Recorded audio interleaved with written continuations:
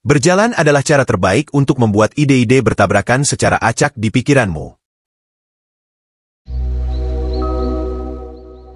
Belajar itu seperti menyiram tanaman, bukan dengan drum besar yang ditumpahkan sekaligus, tapi dengan aliran air kecil yang rutin dan sesuai kebutuhan setiap jenis tumbuhan. Kalau tanahnya terlalu kering, airnya menggenang. Kalau terlalu basah, akarnya busuk. Begitu juga otak kita. Ia perlu perhatian, bukan paksaan.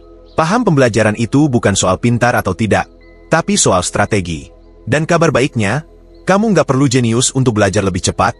Kamu cuma perlu tahu cara otakmu bekerja, lalu menyesuaikan cara belajarmu dengan itu. Masalahnya, kebanyakan metode belajar di sekolah atau tempat kerja justru overload dan terlalu seragam, padahal tiap otak punya gaya tangkap yang berbeda. Banyak orang sebenarnya bukan malas belajar, mereka cuma lelah terus-terusan dipaksa pakai metode yang nggak relevan, bikin nggak nyambung-nyambung. Di bawah ini, ada 6 cara alternatif yang bisa langsung kamu latih, supaya belajar nggak lagi terasa berat atau membingungkan. 1. Belajar seperti detektif. Kebanyakan orang belajar seperti tukang salin, apa yang ditulis guru, itu yang ditulis ulang.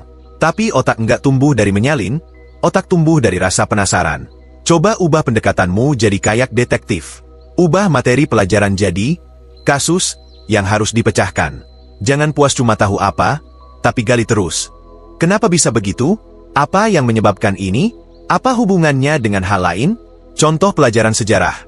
Seolah-olah kamu adalah detektif yang menyelidiki pembunuhan Julius Caesar, siapa dalangnya, apa motifnya? Saat kamu belajar dengan rasa curiga sehat dan pertanyaan aktif, kamu mendorong otak untuk membuat koneksi. Ini seperti membangun jembatan antar informasi, bukan sekadar menumpuk batu. Dan menariknya, otak jauh lebih kuat mengingat informasi yang dia temukan sendiri, bukan yang cuma dilemparkan mentah-mentah. 2. Rangkuman praktis bukan cantik. Banyak orang sibuk bikin catatan yang rapi dan estetik, tapi tetap nggak paham isinya. Kenapa? Karena mereka lebih fokus ke bentuk, bukan fungsi. Padahal tujuan utama dari rangkuman adalah jadi peta pulang, bukan pajangan. Cobalah bikin rangkuman sepraktis mungkin. Poin inti, alur logika, dan contoh yang nyambung ke keseharianmu. Caranya? Pertama, baca satu bagian kecil dulu, jangan kebanyakan. Lalu tutup sumbernya dan coba tulis ulang pakai bahasamu sendiri dalam 3-5 kalimat. Kedua, buat poin-poin yang menjawab, intinya apa, kenapa ini penting, dan contohnya gimana. Yang penting, hindari mencatat semua. Justru sisakan ruang kosong, supaya otakmu ikut bekerja mengisi. Contoh, kalau kamu lagi belajar soal sistem pernapasan, jangan salin semua definisinya. Cukup tulis, udara masuk lewat hidung, paru-paru, pertukaran O2 dan CO2, keluar lewat hidung atau mulut. Lalu tambahkan satu kalimat pengingat, misalnya, paru-paru bukan cuma ngisi udara, tapi tukar gas buat sel-sel tubuh. Udah, itu cukup. Nggak perlu satu halaman penuh. Justru karena singkat, kamu jadi makin gampang paham dan ngulangnya. 3. Metode Feynman. Salah satu cara tercepat untuk benar-benar paham sesuatu adalah dengan metode Feynman. Jelaskan ulang seolah kamu sedang ngomong ke anak kecil. Jangan pakai istilah rumit, jangan ngeles. Awalnya memang kamu bakal kesusahan sendiri, tapi justru itu yang bikin nanti akhirnya konsep itu melekat karena otentik punya kamu. Ambil konsep yang sulit, lalu jelaskan dengan bahasa sederhana seolah-olah mengajari anak kecil. Kalau kamu bisa membuat hal sulit jadi sederhana, itu tandanya kamu beneran paham. Tapi kalau kamu malah muter-muter, itu artinya masih ada bagian yang kamu sendiri belum ngerti. Metode ini memaksa otak kamu keluar dari hafalan, masuk ke pemahaman. Karena begitu kamu mencoba menyederhanakan sesuatu, kamu akan sadar bagian mana yang masih bolong. Semakin jago kamu bikin hal rumit terdengar simpel, semakin dalam pemahamanmu. Ini bukan cuma bikin kamu cepat paham, tapi juga bikin kamu jadi lebih gampang ngajarin orang lain. 4. Walk and talk. Hafal atau diskusikan materi sambil berjalan atau jogging. Konsep ini dikenal dengan sebutan walk and talk. Dan riset menunjukkan bahwa gerakan fisik ringan seperti berjalan bisa meningkatkan daya ingat, fokus, dan pemrosesan informasi. Otak kita bukan mesin statis. Ia bekerja lebih optimal saat tubuh ikut bergerak. Contohnya simpel aja. Kamu bisa ambil buku pelajaran, baca satu konsep, lalu tutup bukunya dan jalan mondar-mandir di kamar sambil jelasin ulang kayak lagi cerita ke teman. Cukup 3-5 menit aja, nggak perlu ngos-ngosan. Saat kamu jalan sambil ngomongin pelajaran, kamu sedang mengaktifkan lebih banyak area di otak. termasuk bagian yang terlibat dalam konsentrasi dan pengambilan keputusan. Ini mirip seperti menyiram otak dengan oksigen segar.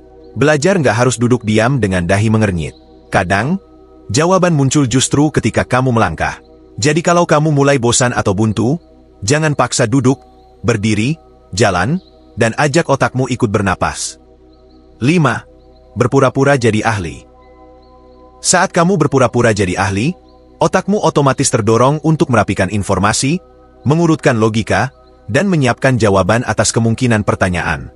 Dan di proses itu, seringkali kamu justru menemukan bagian-bagian yang sebelumnya kamu anggap sudah paham, tapi ternyata masih kosong atau samar. Karena saat kamu mulai menjelaskan, barulah celah-celah pengetahuan itu terlihat jelas. Ini yang bikin metode ini begitu ampuh. Ia memaksa kamu berpikir lebih jernih, dan celah kecil yang sebelumnya tersembunyi jadi tampak terang. Penelitian menyebut ini sebagai teaching effect. Belajar dengan niat mengajarkan membuat informasi lebih tertanam dalam. Kamu bisa latihan ini dengan ngomong depan kaca, rekam suara sendiri, atau pura-pura lagi ngisi seminar di depan rak buku. Serius, cara konyol ini justru bikin paham lebih cepat. 6. Pakai ritme, bukan sekali tuntas. Banyak orang belajar keras dalam satu malam, lalu berharap paham seumur hidup. Padahal otak bukan spons sekali serap, ia lebih mirip taman yang butuh disiram berkala.